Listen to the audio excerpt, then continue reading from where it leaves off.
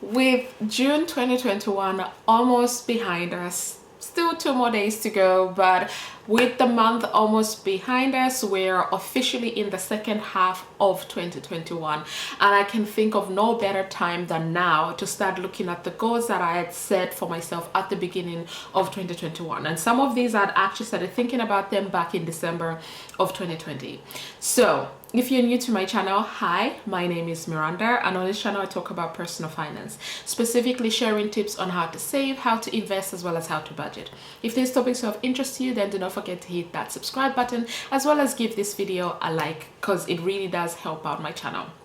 So thinking about the financial goals and maybe just goals in general that I set at the beginning of 2020, it has really given me some perspective on how I'm getting along with them. Some of them I've had to rethink, re-strategize, and plan how I want to accomplish them before the end of 2021. So for the purpose of this video, I will go through the goals, the short-term goals that I had set for 2021, and possibly touch on the annual goals that I have set for myself. So for the short-term goals, I only had two, and those were monthly goals. So I had said I wanted to start putting £500 every single month from my pay into my savings.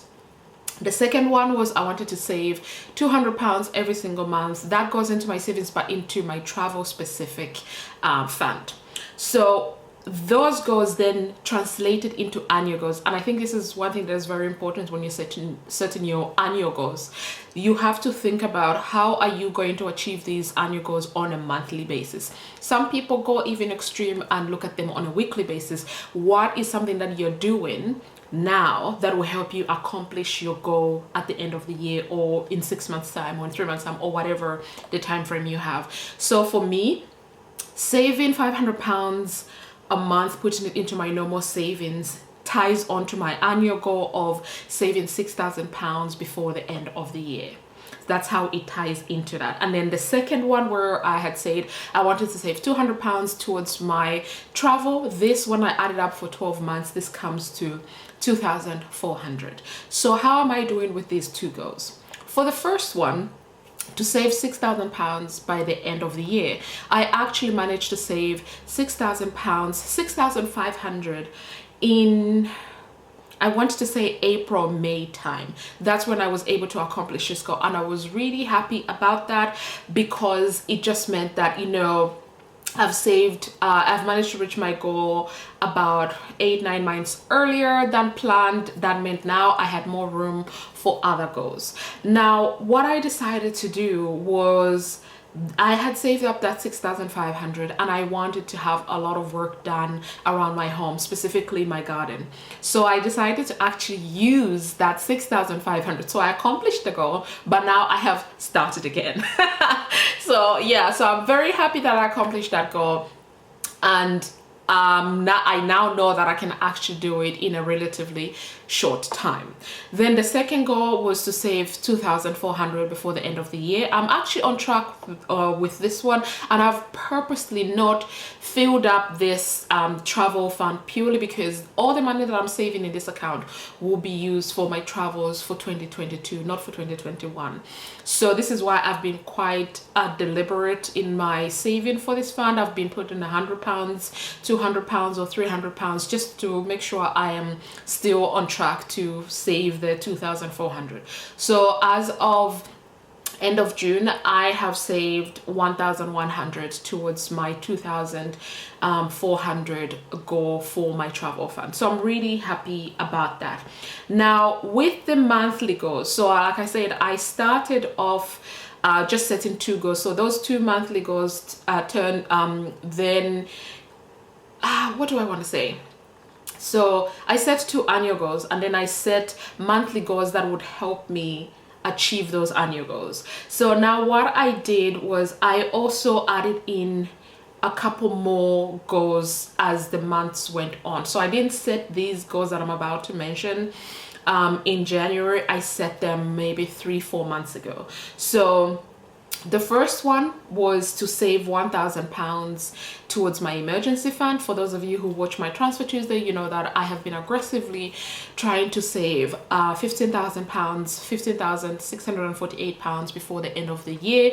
But then in May, I had a personal emergency that made me reach into my emergency fund. So I'm trying to restock plus also save up for the June saving itself, and that I've been almost successful, I should say, but I'm still a bit behind up, but I know that I'm going to catch up. So save £1,000 towards my emergency fund. The £200 travel fund, that one still stays, and then another save £200 towards my home fund. So these are the new goals that I have added to my annual goals, and I'm hoping to continue contributing more money towards my savings. Other goals that I've actually added on include investing more, so investing about 10% of my monthly gross salary. So I've actually been doing that since February now, which has been really great. My third one was to build up savings. So now I just put savings in general. So this covers actually my emergency fund, my travel fund, and my home fund. And then I wanted to become car debt free, and thankfully I had the money in my emergency savings that I used to pay off the car. So now I'm car debt free completely. And then one goal that I had set last year but started to work on this year was to buy a rental property. And if you watched my video about buying the rental property, then you know I completed on that, and I'm now looking for a tenant for my property. So I've been able to accomplish other goals that I'd set, but had not I'd kept them close to the chest. I didn't want to advertise some of the goals that I was working on. But looking at the goals that I had set back in December 2020, January 2021, I realized that if I know exactly how I'm going to achieve them on a monthly basis, it gives me the zeal to continue, and also helps me to actually remain focused. And this is one of the main reasons why I actually decided to join the Transfer Tuesday movement. And the Transfer Tuesday movement, if you're new around here or have never heard of the Transfer Tuesday movement, essentially this movement is all about searching in your budget for more money to see if there is any money in your budget, extra money that you can add either to paying off debt if you have debt, or to save more, which is what I've been doing, trying to save more towards my emergency fund. So I've realized that adding that extra granularity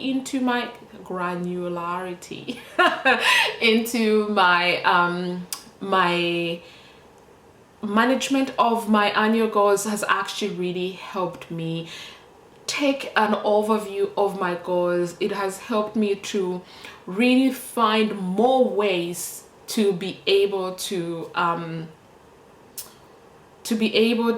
achieve my goal faster, because I thought it was going to literally take me a whole year to save up £6,000. But what I did not account for was the money that I'll be making from the blog, the fact that I wasn't traveling, so I'm saving more than usual. I have been cutting unnecessary costs out of my life. I've been reducing my expenditures, which has been really great. So I didn't account for all of that, but I'm really happy that I didn't, and I was able to achieve my goal earlier than I had planned, which obviously has made me very happy. So now, with 6 months left in 2021, I do want to continue working on these goals. So I am starting all over again with saving £6,000 into my savings account, and this is not my emergency fund. I'm keeping that one separate. So into my home fund, I'm going to call it the home fund, I want to save £6,000 in that fund, alongside saving £2,400 for my travel, alongside saving about £15,000, over £15,000 in my emergency fund.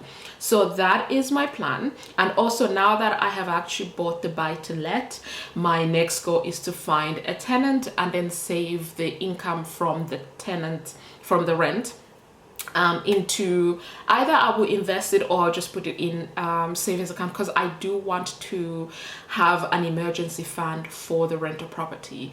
The last thing I want to do is to run all the costs that I incur with that rental property in my normal budget. I'm trying to separate that, and hopefully I'll be able to do that. So yeah, how are you doing with your goals? Did you set any goals at the beginning of the year? If you didn't, now is a good time to set goals that you want to accomplish in the next 6 months, in the next 3 months, or however long you want to give yourself. So if you enjoyed this video, do not forget to hit that like button, subscribe to my channel if you haven't already, and I'll see you in my next video. Bye.